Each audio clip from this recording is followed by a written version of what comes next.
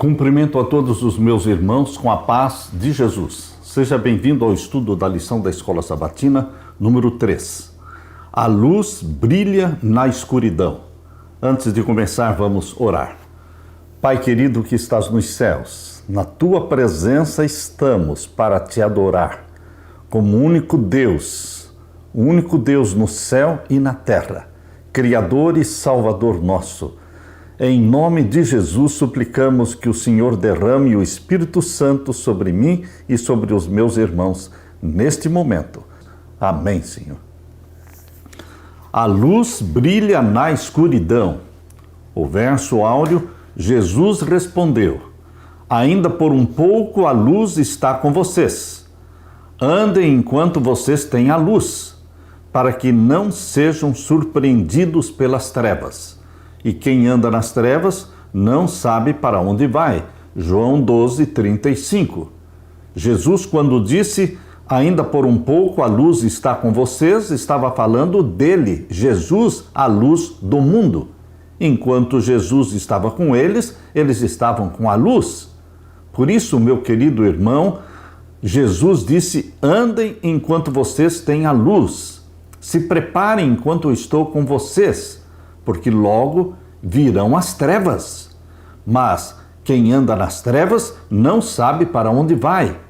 Queridos, no Apocalipse, o diabo é retratado como um dragão e como uma serpente. Isso está em Apocalipse 12, verso 9. Ali diz, e foi lançado na terra o diabo, a serpente, o dragão. Ele recebe estes nomes: dragão, serpente e diabo, lançado na terra. Ele é um dragão porque deseja destruir o povo de Deus. E é uma serpente porque usa todas as suas mentiras para enganar o povo de Deus. Nas fotos que nós vemos, e você pode encontrar isso no Google, você pode ver ali as fotos dos dragões. O dragão era uma serpente alada, uma serpente com asas. Portanto, quando a Bíblia chama Satanás de serpente, chama Satanás de dragão, está falando desta serpente com asas, porque inicialmente no Jardim do Éden, a serpente tinha asas. Queridos, nos anos após a morte de Cristo, logo após os primeiros anos no primeiro século, milhares de pessoas foram torturadas, jogadas aos leões e queimadas na fogueira do Império Romano por se recusarem a adorar as divindades do Império Romano. O mitraísmo era uma adoração ao sol. Diante do castigo cruel, muitos permaneceram fiéis e o evangelho continuou a se espalhar e a igreja cresceu. A igreja explodiu em número de membros. Como resultado, Satanás mudou a sua estratégia. Ele percebeu que matando os cristãos, os mártires, cujo sangue era como semente, germinava esta semente e produzia uma colheita muito maior de cristãos. Com a morte dos mártires, não diminuía o número dos cristãos, aumentava. Então Satanás resolveu mudar a sua estratégia. Muitos pagãos foram batizados na igreja cristã, mas sem nenhuma instrução completa na verdade bíblica. O erro inundou a igreja à medida que os líderes misturavam as verdades das Escrituras com os costumes populares, costumes pagãos. Exatamente o quarto e o quinto séculos foram uma época de concessões. Veja, Satanás estava matando os cristãos, fazendo mártires, mas não estava conseguindo sucesso. Queridos, ele mudou a estratégia. Ele começou a trabalhar no sentido de fazer concessões, quando prelados da igreja misturaram práticas pagãs com ensinamentos cristãos. No entanto, nos momentos mais difíceis, Deus esteve com o seu povo. Eles encontraram em Jesus o caminho, a verdade e a vida, como diz em João 14, verso 6. E pelo poder do Espírito Santo, que em nós habita e habitava neles também, ficaram firmes diante da pressão esmagadora para renunciar às suas convicções em Cristo. Eles foram leais à vontade de Deus e defenderam com bravura a verdade da sua palavra. A lição desta semana está baseada no capítulo 3 do livro O Grande Conflito. Na parte de domingo, concessões, a estratégia sutil de Satanás. Qual é a diferença entre o caráter de Jesus e o de Satanás? É uma grande diferença. Quando você compara o caráter de Jesus e o de Satanás, você percebe o contraste entre a luz e as trevas. Abrindo a palavra de Deus em João, o Evangelho de João, capítulo 14, Evangelho de João, capítulo 14, vamos ver então o verso 6. Palavras de Jesus. Aqui ele disse: Eu sou o caminho, a verdade e a vida. Ninguém vem ao Pai senão por mim. Jesus é a verdade. Jesus é o caminho que leva para o céu. Não são os santos criados, um santo para cada dia do ano. Não, queridos. Não são os santos que são caminho para o céu. É Jesus Cristo, o único caminho. A verdade. Ele é a vida. Ninguém vem ao Pai, ninguém vai para o céu, senão através de Jesus Cristo. Esse é o caráter de Jesus Cristo, verdade, vida e luz. Mas qual é o caráter de Satanás? Vamos ler então em João capítulo 8 e o verso 44. Leia comigo. Vós tendes por pai ao diabo e quereis satisfazer os desejos de vosso pai. Ele foi homicida desde o princípio e não se firmou na verdade, porque não há verdade nele. Quando profere mentira, fala do que lhe é próprio, porque é mentiroso e pai da mentira. Satanás é mentiroso e pai da mentira.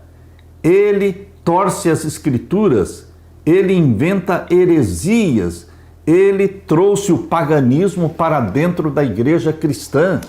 Meu querido irmão, Satanás usou a estratégia da violência e da morte dos cristãos, fazendo mártires, mas percebeu que não estava tendo sucesso.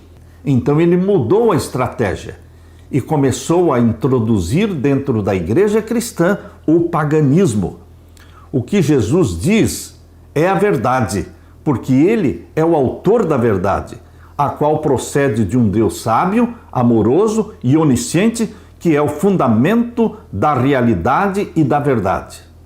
Por outro lado, Satanás é mentiroso e ele é pai da mentira. Ele usa enganos, desinformação, distorções da verdade para desviar o povo de Deus. Satanás enganou Eva lá no Jardim do Éden, mudando a verdade, criando dúvidas e negando abertamente o que Deus havia dito para ela. A declaração de Satanás foi esta: é certo que vocês não morrerão.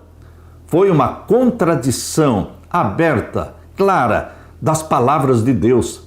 Ao longo dos séculos, Satanás tem usado a mesma estratégia. Deus fala uma coisa, ele se opõe. Deus disse para Eva e para Adão: se comerem do fruto da árvore da ciência do bem e do mal, Gênesis 2,17, certamente morrereis. Satanás disse exatamente o contrário: certamente não morrerão. Queridos, Satanás, mina a confiança na palavra de Deus, contradiz a vontade divina, a vontade revelada na palavra, altera as escrituras e às vezes cita a Bíblia de forma errônea quando lhe é conveniente. Vamos abrir a palavra de Deus em João 17:17. João 17:17, o Evangelho de João, aqui declara: santifica-os na verdade, a tua palavra é a verdade. A Bíblia é declarada ser a fonte da verdade. Santifica-os na verdade, a tua palavra é a verdade.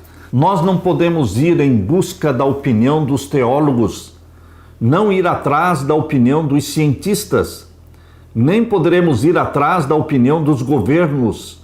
Mas o que importa para mim e para você é o que a palavra de Deus diz. Este foi o fundamento da vida de Jesus durante os seus 33 anos na terra. Está escrito, está escrito. É assim que ele enfrentou as acusações e as tentações de Satanás. Ele sempre usava a Bíblia, e a Bíblia somente, o sola escritura. Queridos, santifica-os na verdade. A tua palavra é a verdade. De Gênesis a Apocalipse, a palavra de Deus é verdade. Não poderemos escolher um pedaço da Bíblia. Não poderemos escolher crer somente no Antigo ou somente no Novo Testamento, mas em toda a Bíblia, de Gênesis a Apocalipse. A palavra de Deus é a verdade. E aqui diz em João capítulo 8 e o verso 32. João 8, 32. Conhecereis a verdade e a verdade vos libertará. A Bíblia é a verdade. Jesus é a verdade.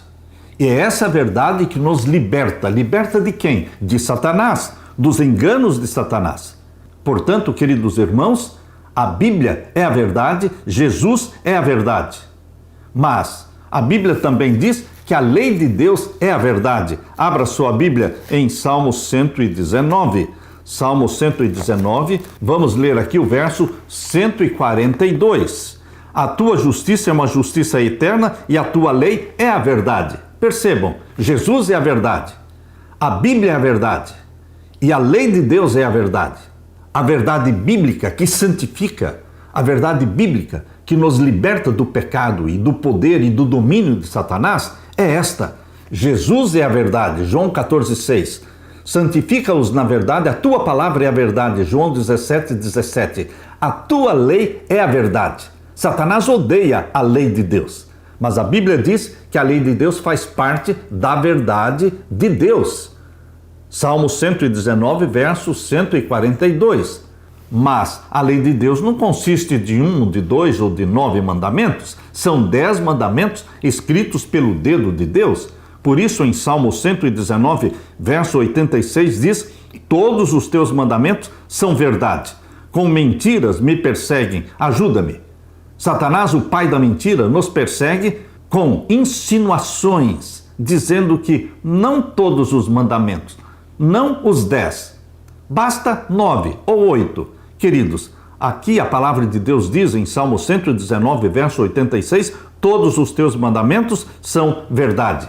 Os 10 mandamentos são a verdade. Ao lado de Jesus, a verdade. Ao lado da Bíblia inteira, como a verdade que nos santifica.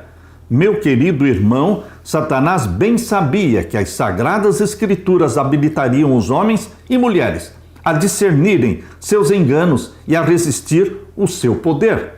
Foi pela palavra que o Salvador do mundo resistiu aos ataques de Satanás. Diante de cada investida de Satanás, Cristo apresentou o escudo da verdade eterna, dizendo sempre aquela famosa frase de Jesus: está escrito, está escrito. Você vai encontrar pastores que pouco leem a Bíblia, padres que nem mesmo conhecem a Bíblia. Você vai encontrar também cristãos que não estudam a Bíblia, porque Satanás faz todo o esforço para conservar cristãos, pastores, padres, todos distantes da Bíblia. Ele não quer que as pessoas estudem a Bíblia. A Bíblia exalta a Deus. E a Bíblia coloca o ser humano finito na sua verdadeira posição. Portanto, Satanás, ele quer fazer as pessoas descrerem da Bíblia ou desprezarem a Bíblia. A intenção de Satanás é fazer com que as sagradas verdades da Bíblia sejam suprimidas e ocultas. Essa lógica foi adotada pela Igreja de Roma. Durante séculos, a circulação das Escrituras foi proibida. Você sabia que a Bíblia fazia parte dos livros proibidos? Existia uma lista de livros proibidos de serem lidos. E nesta lista de livros proibidos estava a Bíblia. Os membros da igreja, os cristãos, eram proibidos de lerem a Bíblia. Qualquer família que fosse encontrada com uma Bíblia dentro de casa, eles seriam perseguidos, eles seriam castigados. Queridos, sacerdotes e prelados, sem escrúpulo nenhum, interpretavam a Bíblia do jeito que eles queriam, porque o povo não conhecia a Bíblia, o povo não tinha acesso à Bíblia. Assim, o chefe da igreja romana, o papado, veio a ser quase universalmente reconhecido como o vigário de Deus na terra.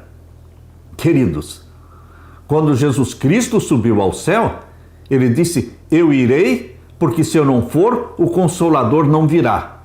Mas se eu for, enviar-vos-ei. Cristo foi e enviou o seu substituto na terra, que é o Espírito Santo. Ou seja, o substituto de Deus na terra é o Espírito Santo. O Espírito Santo é o Deus presente, não somente na terra, mas na minha vida, vivendo em mim, vivendo na nossa mente, fazendo-nos templos vivos do Espírito Santo. Mas, queridos, Satanás criou esta heresia, dizendo que o papado é o vigário de Deus, que o Papa é o Deus na terra. Isso só foi possível por causa da ignorância, do desconhecimento da Bíblia, da palavra de Deus.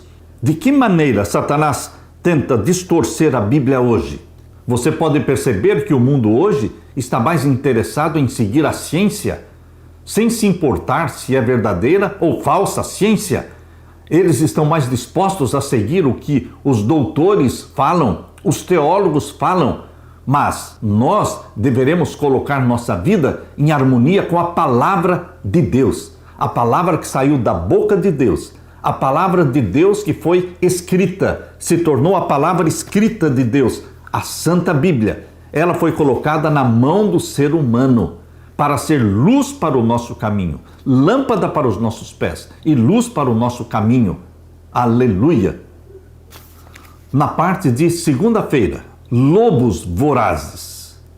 Existem lobos dentro do povo de Deus, lobos dentro da igreja. Vejam as palavras que Paulo usou aqui em Atos capítulo 20. Atos capítulo 20, vamos ler versos 27 até o verso 32. Porque nunca deixei de vos anunciar todo o conselho de Deus. Paulo era fiel às revelações que Deus fez para ele. Por isso ele disse, nunca deixei de anunciar todo o conselho de Deus. Olhai, pois, por vós e por todo o rebanho, sobre que o Espírito Santo vos constituiu bispos, para apacentardes a igreja de Deus, que ele resgatou com seu próprio sangue. Porque eu sei isto, que depois da minha partida, ou seja, depois que eu morrer, entrarão no meio de vós lobos cruéis, lobos vorazes, que não perdoarão ao rebanho, e que dentre vós mesmos se levantarão homens que falarão coisas perversas para atraírem os discípulos após si. Portanto, vigiai, lembrando-vos de que durante 3 anos não cessei, noite e dia, de admoestar com lágrimas a cada um de vós. Agora, pois, irmãos, encomendo-vos a Deus e à palavra da sua graça, a Ele que é poderoso para vos edificar e dar herança entre todos os santificados. Estas são as palavras de advertência de Paulo. Eu sei que depois que eu morrer, lobos vorazes, lobos cruéis entrarão no meio de vocês. E que dentre vocês mesmos surgirão lobos. Existem lobos, existe o joio dentro da igreja. O propósito do conselho de Paulo era preparar a igreja para o que estava por acontecer. Será que hoje é diferente? Não, hoje existem também lobos vorazes dentro da igreja. Pastores que são de Deus e pastores que não são de Deus. O joio e o trigo existem entre os membros da igreja e entre os pastores também, os líderes. Paulo declarou, até mesmo entre vocês se levantarão homens falando coisas pervertidas para arrastar os discípulos atrás de si. Atos 20, verso 30. Heresias entrariam na igreja e entraram. Falsas doutrinas substituiriam verdades divinas e substituíram. Práticas pagãs prevaleceriam e prevaleceram. No 4º e no 5º séculos, concessões foram introduzidas furtivamente na igreja cristã, com a desculpa de fazer com que o evangelho se espalhasse e que os pagãos se convertessem. Eles fizeram concessões. Nós não poderemos ganhar almas para Jesus fazendo concessões, misturando o erro com a verdade. O terrível resultado que aconteceu no 4º e no 5º séculos foi um afastamento das verdades da palavra de Deus. Queridos, foi no tempo de Constantino, imperador romano, que a igreja se prostituiu com o paganismo. Constantino, na realidade, nunca se converteu.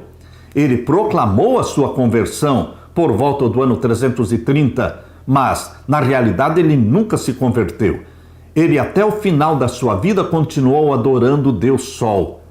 Queridos, no dia 7 de março de 321, preste atenção nesta data, 7 de março de 321, foi criada a Lei Dominical.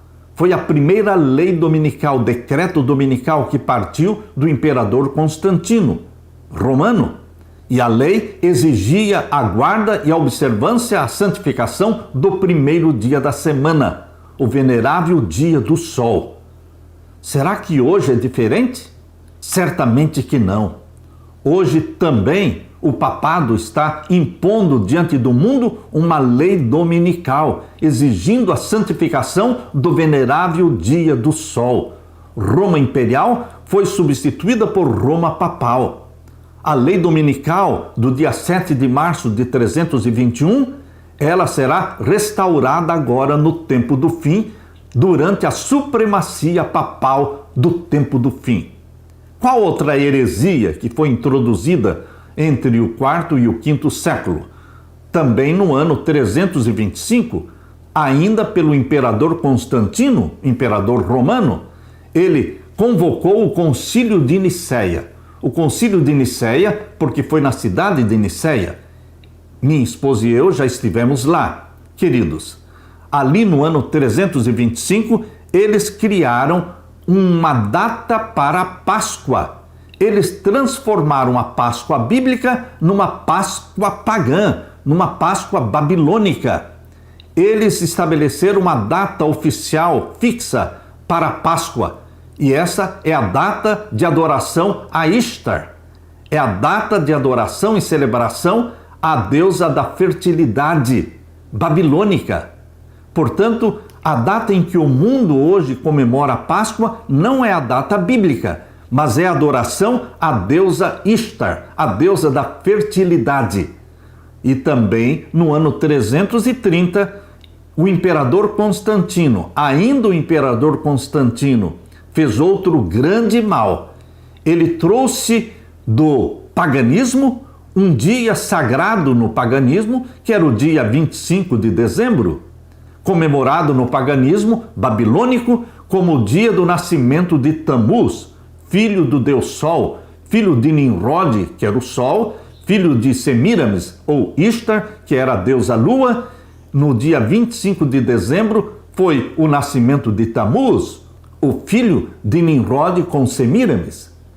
25 de dezembro nunca foi o dia do nascimento de Jesus, nunca foi. Mas hoje o mundo todo celebra 25 de dezembro como o nascimento de Jesus. Todas as igrejas. Mas, queridos, 25 de dezembro vem diretamente de Constantino, o imperador romano que em 330 introduziu isso na igreja cristã. Através da igreja romana, se espalhou através de todas as suas filhas. As filhas de Babilônia celebram também 25 de dezembro como nascimento de Jesus. Vocês percebam que o paganismo foi introduzido no cristianismo.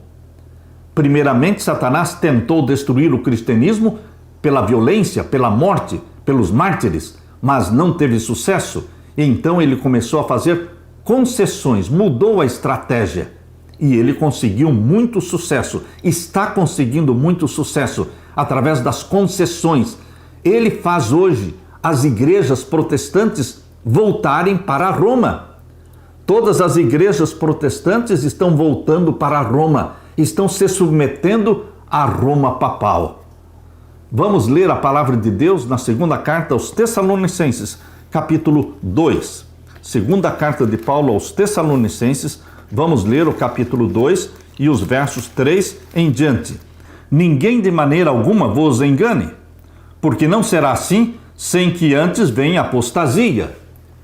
Paulo está dizendo que a volta de Jesus não aconteceria nos dias dele, porque primeiramente viria a apostasia, e depois da grande apostasia, o homem do pecado seria adorado como sendo Deus, então seria a segunda vinda de Jesus. Então Paulo está dizendo claramente isto aqui na segunda carta aos Tessalonicenses, capítulo 2, verso 3. Ninguém de maneira alguma vos engane, porque não será assim sem que antes venha a apostasia e se manifeste o quê? O homem do pecado, o filho da perdição. O homem do pecado, o filho da perdição, é uma referência direta ao papado que se proclama Deus na terra e aceita ser adorado e pretende, ele reivindica o poder e a autoridade para mudar a própria lei de Deus, anulando o mandamento que manda guardar o sábado e colocando um outro mandamento que manda guardar o primeiro dia da semana. Queridos, o poder papal foi mencionado por Paulo e identificado aqui na profecia como sendo o homem do pecado, o filho da perdição. E veja, ainda no verso 4, o qual se opõe e se levanta contra tudo que se chama Deus, ou se adora, de sorte que se assentará como Deus no templo de Deus, querendo parecer Deus. Só existe um poder na terra que quer parecer Deus, que aceita ser adorado, carregado, beijado, que ousa perdoar pecados, que mudou a lei de Deus. Querido, só existe um poder na terra que cumpre especificamente esta profecia. É o poder papal. O papado eliminou o segundo mandamento da lei de Deus. Quando você observa os 10 mandamentos que estão em Êxodo capítulo 20, você pode observar que o segundo mandamento diz: não farás para ti imagem de escultura, nem semelhança alguma do que existe em cima no céu, nem embaixo na terra. Não as adorarás, não te encurvarás diante delas, porque eu sou o Senhor teu Deus, santo e zeloso, que visito a maldade dos pais nos filhos até a 3ª e 4ª geração daqueles que me aborrecem, mas faço misericórdia até 1000 gerações daqueles que me amam e guardam os meus mandamentos. Este segundo mandamento da Santa Lei de Deus foi eliminado, foi arrancado pelo poder papal, para poder introduzir na igreja as imagens dos santos. Eles trouxeram os santos do paganismo, colocaram nomes cristãos nesses santos e os cristãos começaram a adorar as imagens de escultura. Por isso o papado eliminou o segundo mandamento da lei de Deus. E o 4º mandamento, que diz: lembra-te do dia do sábado para o santificar. 6 dias trabalharás e farás toda a tua obra, mas o 7º dia é o sábado do Senhor teu Deus. Nele não farás nenhuma obra, nem tu, nem teu filho, nem tua filha, nem o teu servo, nem a tua serva, nem o estrangeiro que está dentro das tuas portas. Porque em 6 dias fez o Senhor os céus e a terra, o mar e tudo que neles há, e ao 7º dia descansou, abençoou e santificou. Este 4º mandamento da lei de Deus, de Êxodo capítulo 20, também foi arrancado, foi eliminado. E o papado colocou no lugar deste 4º mandamento um outro, que diz: guardar domingos e festas. Claramente, meu querido irmão, claramente a palavra de Deus foi adulterada. Aquele que se proclama Deus na terra e que reivindica autoridade para mudar a lei de Deus, fez esta mudança na lei de Deus. Quando você compara os 10 mandamentos da Bíblia com os 10 mandamentos do Catecismo Romano, você percebe distintamente a falta destes 2 mandamentos da lei de Deus. O segundo mandamento, que proíbe a adoração de imagens, e o 4º mandamento, que pede a observância e santificação do sábado. Observe, analise. Deus pede para você guardar e santificar e descansar no 7º dia. Isso está em Gênesis 2, 1 a 3. Isso está em Êxodo capítulo 20, versos 8 até o verso 11. Mandamento de Deus existem 10. E ali não manda guardar o domingo, e sim o sábado. Portanto, meu querido irmão, quando a igreja abriu as portas para o paganismo, a igreja cristã então se casou com o paganismo. E deste casamento nasceu o filho do pecado, o papado, que se proclama Deus na terra. Mas os filhos de Deus adoram o Deus da Bíblia, Deus de Abraão, de Isaque e de Jacó, Criador dos céus e da terra, e o memorial da criação de Deus, que honra a Deus como Criador. O memorial da criação é o sábado.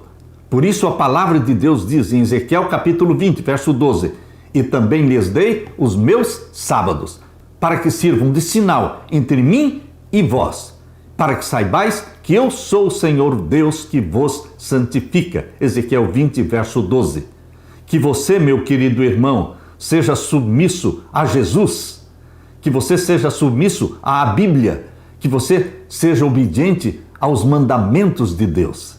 A verdade que salva e que liberta é Jesus como caminho, verdade e vida. É a Bíblia, porque santifica-os na tua palavra, a tua palavra é a verdade. E a lei de Deus para ser obedecida, porque o Espírito Santo nos habilita para obedecer à lei de Deus. Porque Salmos 119, 142 diz: a tua justiça é uma justiça eterna e a tua lei é a própria verdade.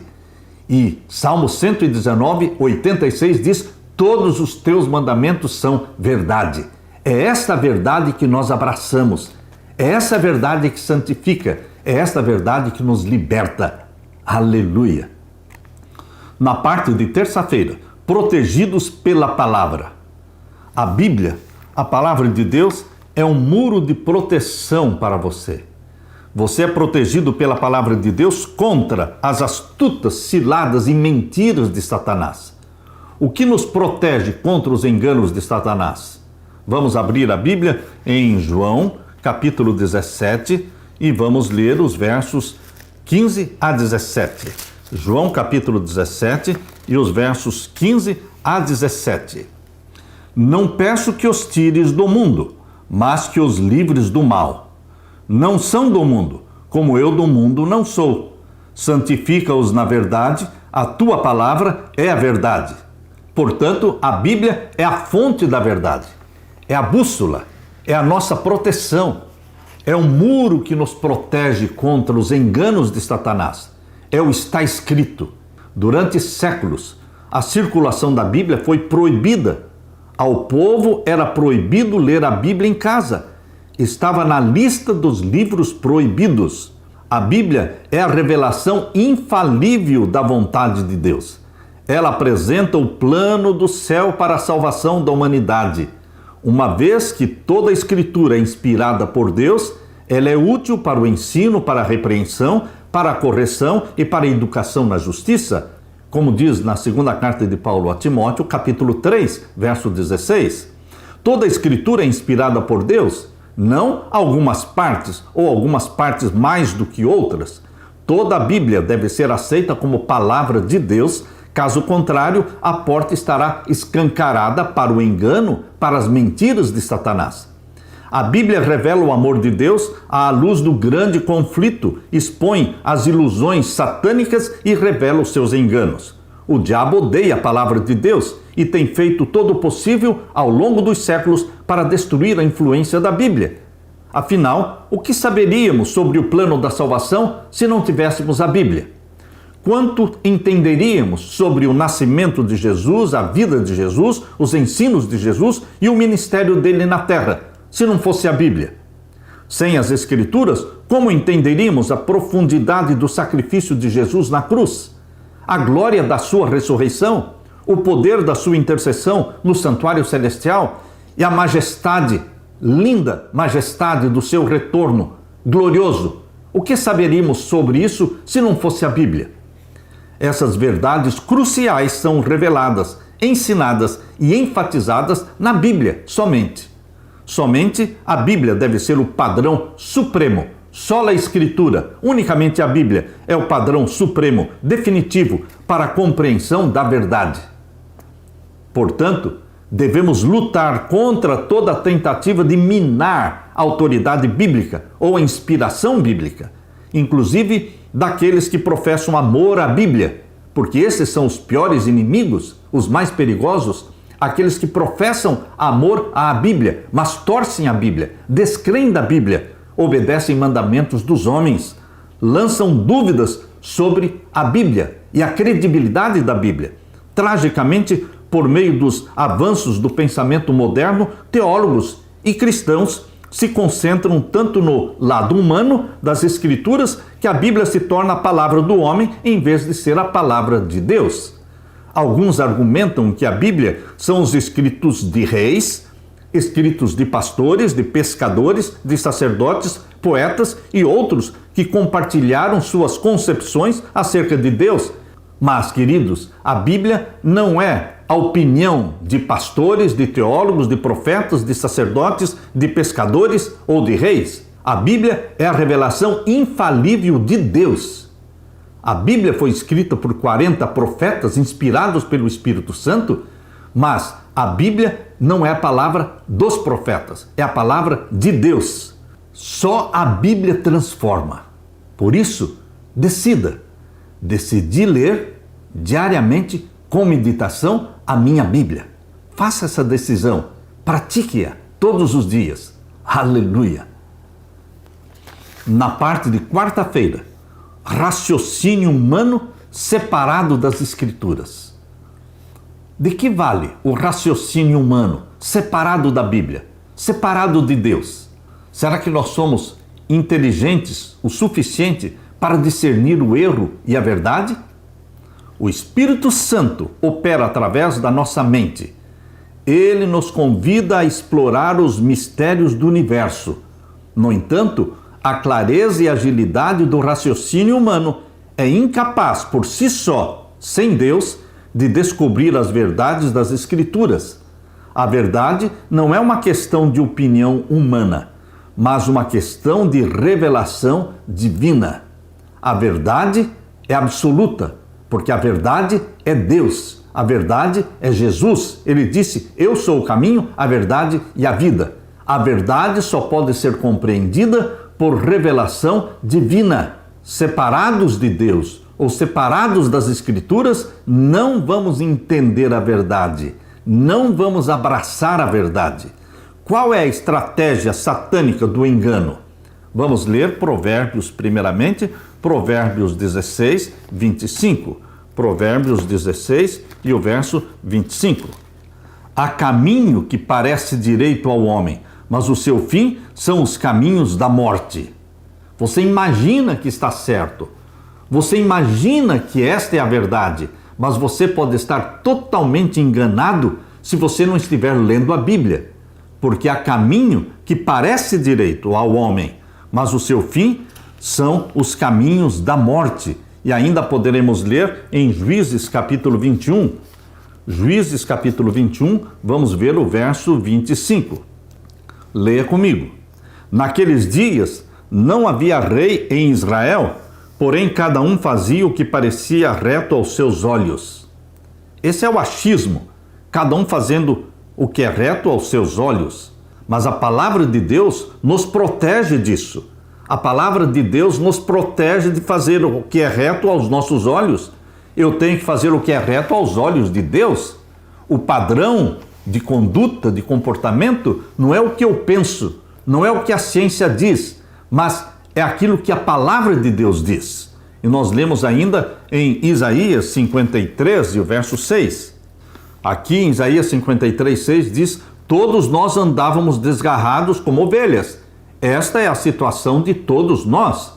Todos nós, separados de Deus, andávamos desgarrados como ovelhas. Cada um se desviava pelo seu caminho, cada um fazia o que bem entendia. Mas o Senhor fez cair sobre ele, Jesus, a iniquidade de nós todos.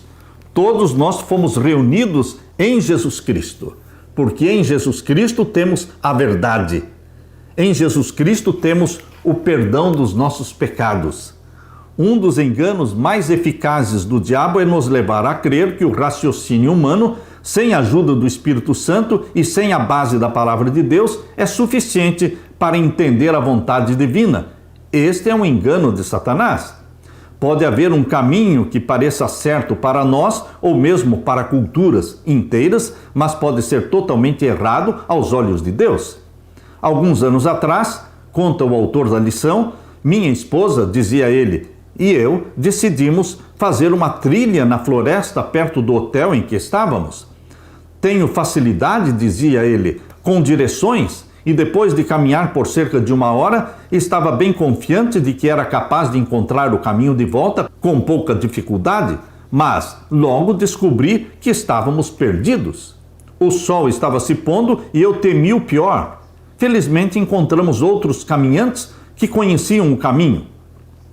Estávamos pelo menos 8 quilômetros fora do percurso, mas próximos de uma estrada principal. Como o carro deles estava estacionado nas proximidades, eles nos ofereceram uma carona para o hotel. Descobrir alguém que conhecia o caminho e que podia nos levar de volta fez toda a diferença para nós. Queridos, Deus não nos deixou sozinhos em nossa jornada da terra para o céu. O Espírito Santo nos indica as sagradas Escrituras que nos conduzem para a casa do nosso Pai.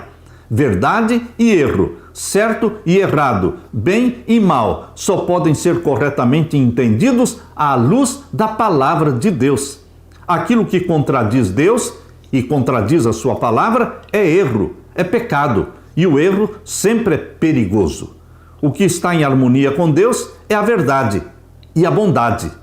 Como é importante que façamos da palavra de Deus nosso árbitro final da verdade e da moralidade. Queridos, por que a mente humana, sem a ajuda do Espírito Santo, é incapaz de descobrir a verdade? Porque a verdade é uma revelação divina. Nós entendemos a verdade por revelação divina. O Espírito Santo tem que se apossar da minha mente e da sua mente.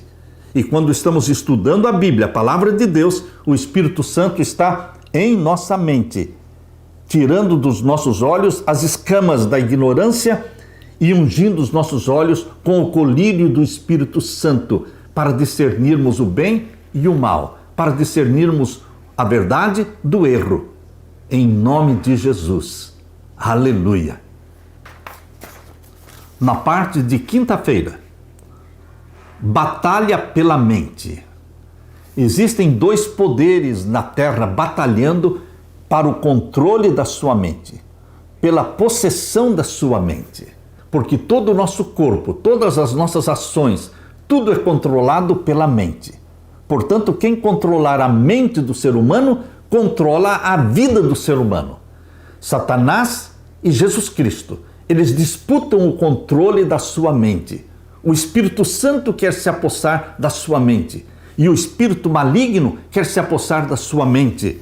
De acordo com Paulo, quem cegou o entendimento dos incrédulos? Vamos ler segunda carta de Paulo aos Coríntios, capítulo 4. Segunda carta de Paulo aos Coríntios, capítulo 4, vamos ver então os versos 3 até o verso 6. Mas, se ainda o nosso evangelho está encoberto, para os que se perdem está encoberto, nos quais o Deus deste século cegou os entendimentos dos incrédulos.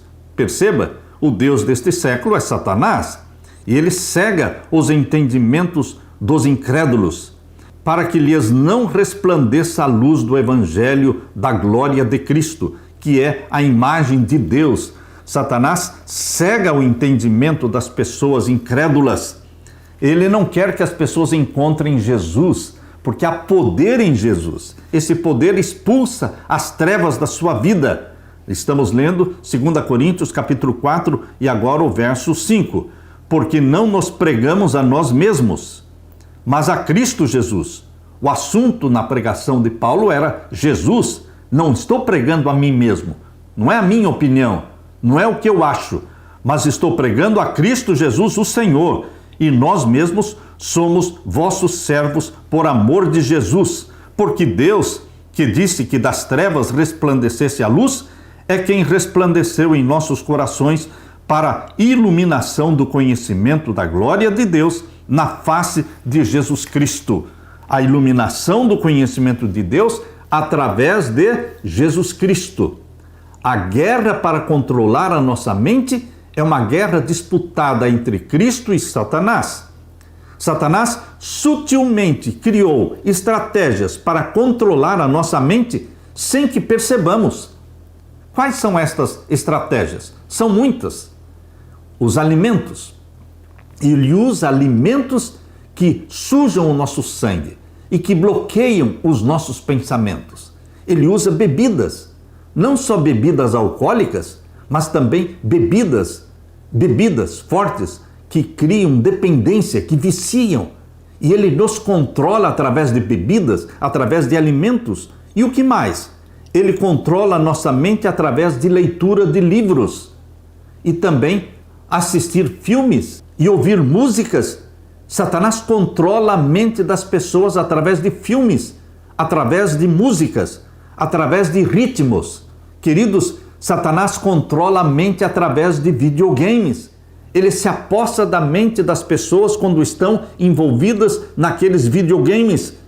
Ele também controla a mente, ele possui a mente das pessoas através de remédios que dopam a mente, que obscurece o pensamento. Ele usa drogas, ele usa cigarro, ele usa pornografia, ele usa o apetite descontrolado, ele usa a hipnose. Ele tem 1000 formas, estratégias diferentes para controlar a mente do ser humano.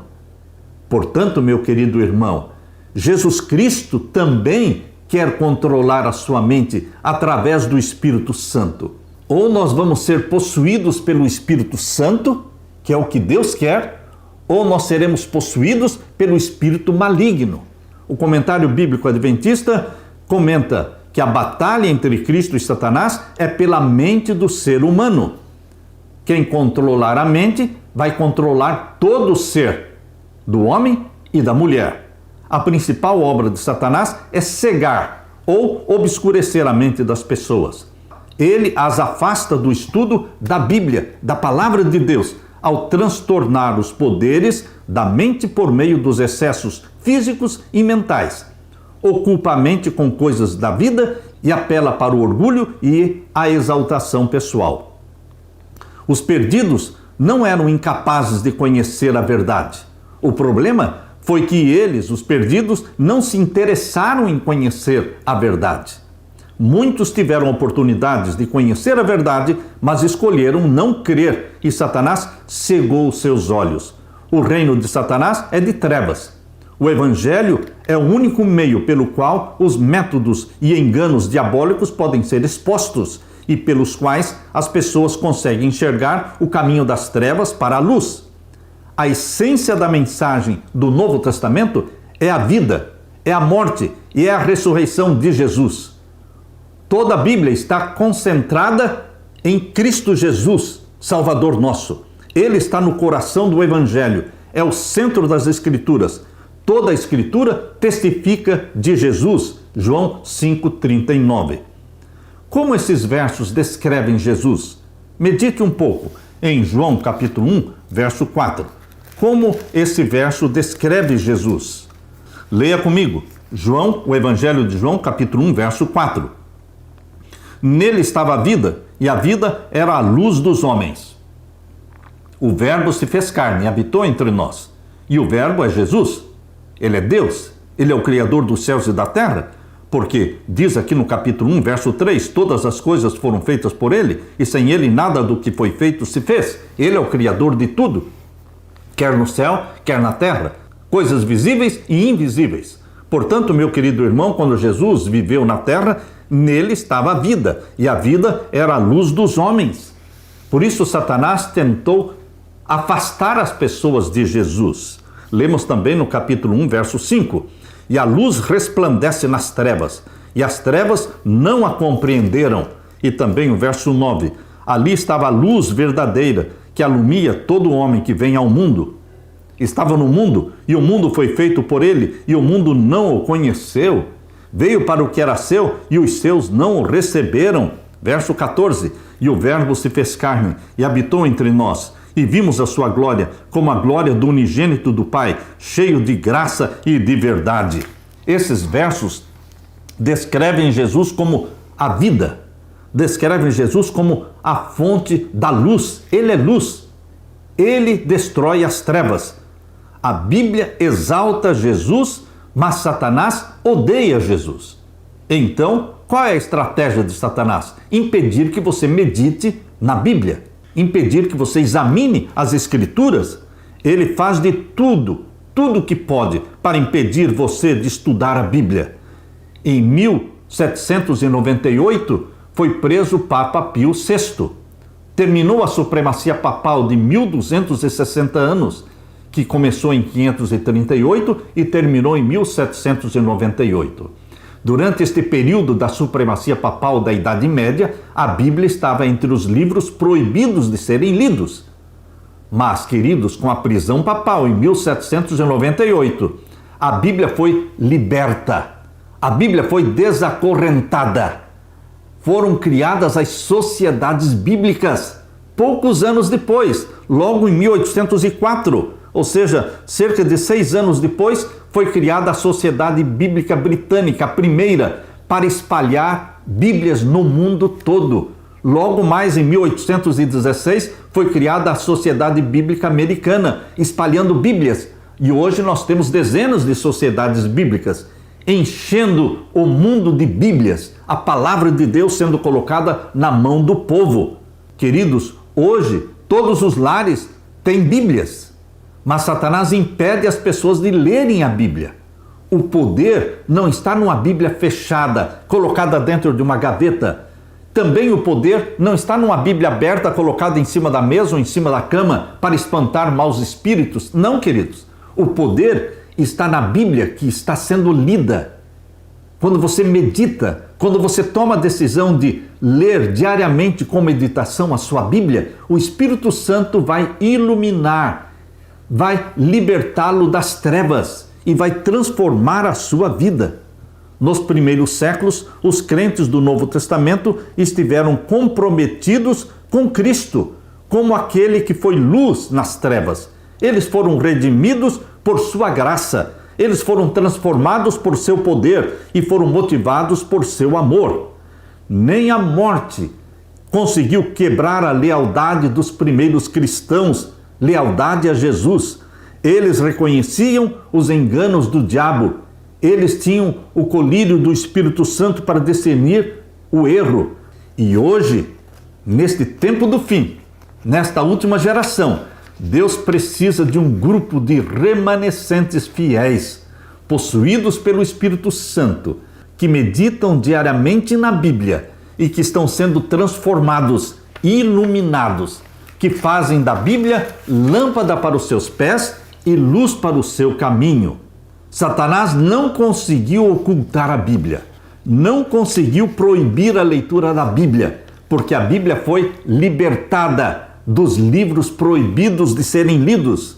Queridos, aqui no livro O Grande Conflito, no capítulo 3, página 58, diz que quando a Bíblia foi proibida de ser lida, quando a Bíblia foi colocada na lista dos livros proibidos, os erros surgiram e foram introduzidos na igreja. As heresias, erros graves foram assim introduzidos na fé cristã, no 4º e no 5º séculos. Destaca-se, entre outros, o erro da imortalidade natural do homem e da sua consciência na morte. Essa é uma heresia que foi trazida do paganismo. Esta doutrina lançou o fundamento sobre o qual Roma estabeleceu a invocação dos santos e a adoração da Virgem Maria. Disto também proveio a heresia do tormento eterno para os que morrem impenitentes. Achava-se então preparado o caminho para a introdução de ainda outra invenção do paganismo, a que Roma intitulou de purgatório. Tudo isso porque Roma introduziu, trazendo do paganismo, a heresia da imortalidade da alma, da consciência na morte. Por isso, introduziu também o purgatório. Queridos, ainda outra invencionice do papado era necessária para habilitar Roma a se aproveitar dos temores e vícios dos seus membros.